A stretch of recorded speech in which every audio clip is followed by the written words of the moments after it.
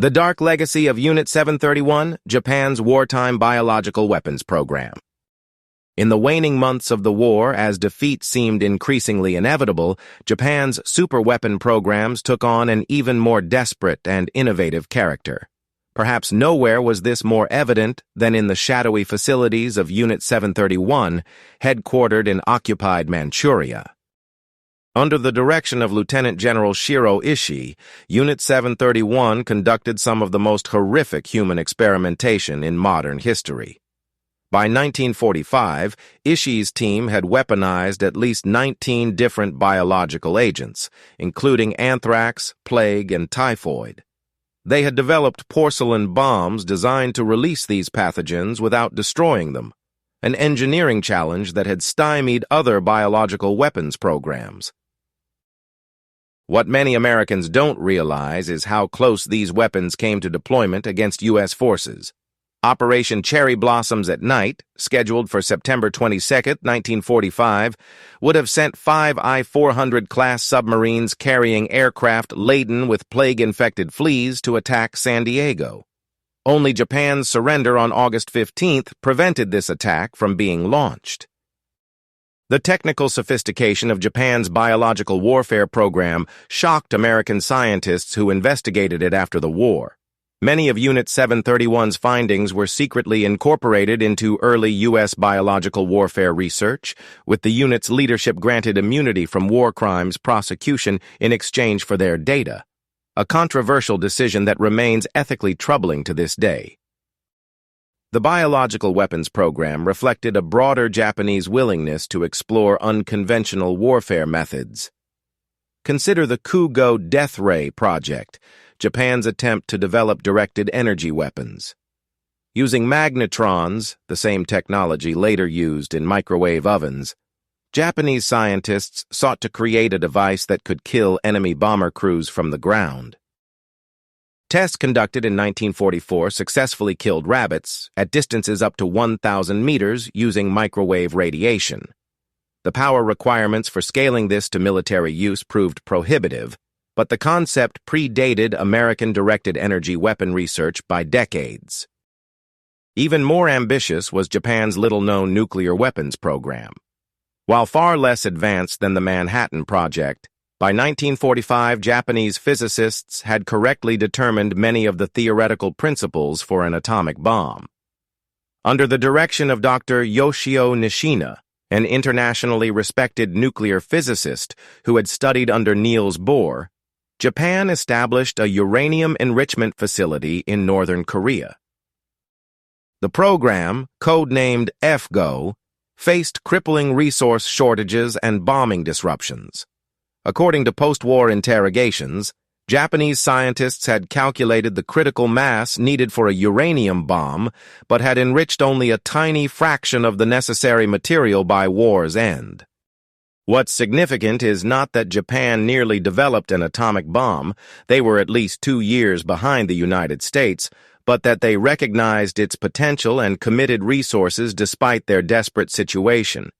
This reflects the remarkable scientific awareness present in wartime Japan, even as conventional defeat loomed. This scientific sophistication extended to rocketry as well. The Funru No. 4 anti-aircraft rocket represented Japan's answer to the German V-2. With a planned diameter of 30 inches and length of 23 feet, it would have carried a 1,764-pound warhead to intercept B-29 formations.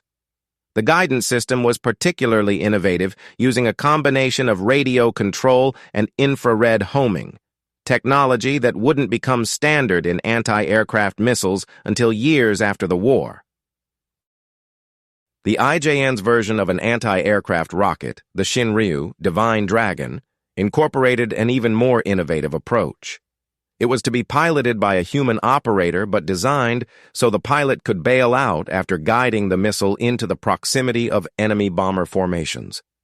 This represented an interesting middle ground between fully expendable weapons and conventional aircraft, recognizing the value of human guidance while attempting to preserve trained pilots. As American forces approached the Japanese home islands, the desperation-driven innovation intensified. The Fukuryu, Crouching Dragons program, trained divers equipped with contact-fused explosive charges mounted on poles. These human mines would hide on the seabed in invasion zones, waiting for American landing craft to pass overhead before detonating their weapons. Over 6,000 of these suicide divers were trained, and the program was ready for deployment against the expected invasion of Japan. The technical aspects were surprisingly sophisticated. Specially designed breathing apparatus allowed divers to remain submerged for up to 10 hours.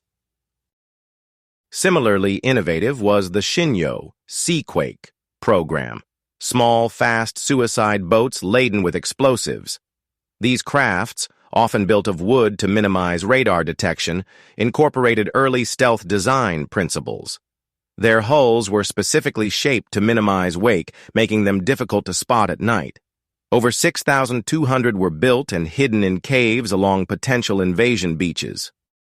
For the expected battle for the Japanese homeland, even more exotic weapons were under development. The earthquake bombs, designed by Rear Admiral Sankichi Takahashi, were intended to trigger artificial tsunamis. The concept involved detonating massive underwater charges to generate waves that would destroy invasion fleets approaching the Japanese coast. Preliminary tests conducted in Hiroshima Bay reportedly generated 10-foot waves, enough to swamp landing craft. Plans called for the deployment of up to 3,000 of these devices along potential invasion beaches. On land, the Japanese were developing improvised weapons on an industrial scale. The Type 4 20-centimeter rocket launcher was designed specifically for use by civilian militia. Unlike conventional artillery, which required extensive training and complex equipment, these simple but effective rockets could be operated by civilians after minimal instruction. Thousands were manufactured and distributed to defend the home islands. What's notable about these late-war weapons is how they blended high technology with practical simplicity. Japanese engineers recognized that sophisticated weapons requiring specialized training and maintenance would be of limited value in their resource-constrained environment. Instead, they focused on creating simpler systems that could be mass-produced and operated by increasingly less trained personnel. By July 1945, as America finalized plans for Operation Downfall, the invasion of Japan, Japanese superweapon programs had reached a critical state. Many prototypes were ready for deployment, and mass production of simpler suicide weapons was accelerating. Military planners on both sides understood that the invasion would face determined resistance, incorporating both conventional and exotic weapon systems. American intelligence was aware of some, though not all, of these programs.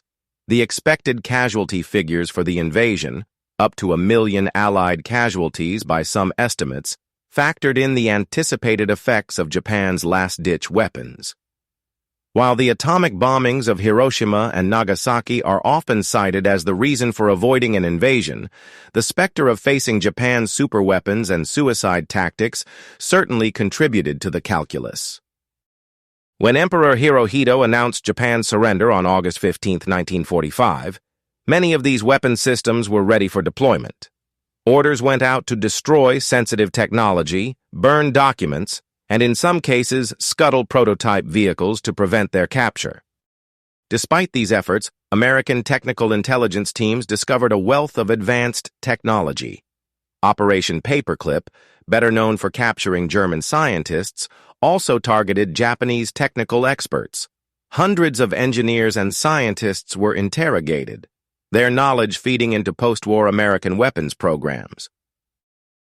The I-400 submarine design influenced American submarine development for decades. Aspects of the Nakajima Kika jet fighter informed early U.S. Navy jet designs. The guidance systems from Japan's suicide weapons provided insights that would later appear in the first generation of guided missiles. Even the Fugo balloon bomb program contributed to high-altitude materials research that would later be used in America's spy balloon projects.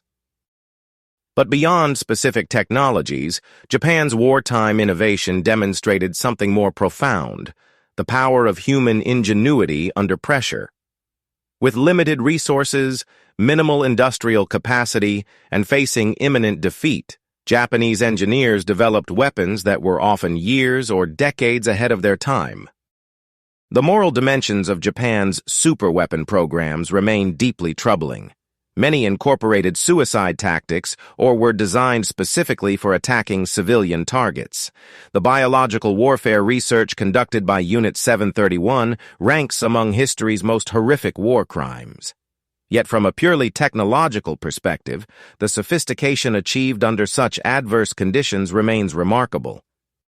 In the decades after the war, many of Japan's unrealized weapon concepts would reappear in new forms. The aircraft-carrying submarine concept evolved into ballistic missile submarines. Guided anti-ship missiles replaced kamikaze aircraft. Remotely piloted vehicles descended from observation balloons. In a sense, these weapons weren't so much defeated as delayed. Their fundamental concepts sound enough to re-emerge when technology caught up with Japanese wartime imagination. What remains most striking about Japan's superweapon programs is the contrast between their technological sophistication and the increasingly primitive conditions under which they were developed. By 1945, Japanese civilians were starving, cities lay in ruins, and military units lacked basic supplies. Yet in underground bunkers, hidden forest workshops, and secret naval bases, some of the most advanced weapons of the era were taking shape. For modern military historians, Japan's superweapon programs offer a fascinating glimpse of an alternate technological path, one that combined human guidance with mechanical systems in ways that Western development largely abandoned. While the ethics of suicide tactics remain reprehensible, the hybrid man-machine approach pioneered in many Japanese systems anticipated challenges that fully automated weapons still struggle with today. Looking back on these remarkable weapons, the submarine aircraft carriers that could circumnavigate the globe, the rocket planes that broke the sound barrier, the directed energy weapons that presaged Star Wars technology, we're left with a humbling realization. Even at the darkest hour, human ingenuity remains capable of extraordinary achievements. The weapons themselves may have failed to change history's course, but the innovative thinking behind them continues to influence technological development to this day. In the end, Japan's forgotten superweapons remind us that history is not simply a record of what happened, but also a shadow archive of what might have been. Had these weapons been developed earlier, had resources been more abundant, had strategic decisions been different, the Pacific War might have followed a very different path. This shadow history offers a sobering reminder of warfare's unpredictability and the constant race between technological offense and defense that continues to shape our world. Thank you for watching this documentary on Japan's forgotten W-2 superweapons. If you enjoyed this exploration of military history, please consider subscribing to our channel and hitting the like button. Your support helps us create more in-depth content about fascinating historical topics. Stay tuned for our next video where we'll explore another hidden chapter of world history.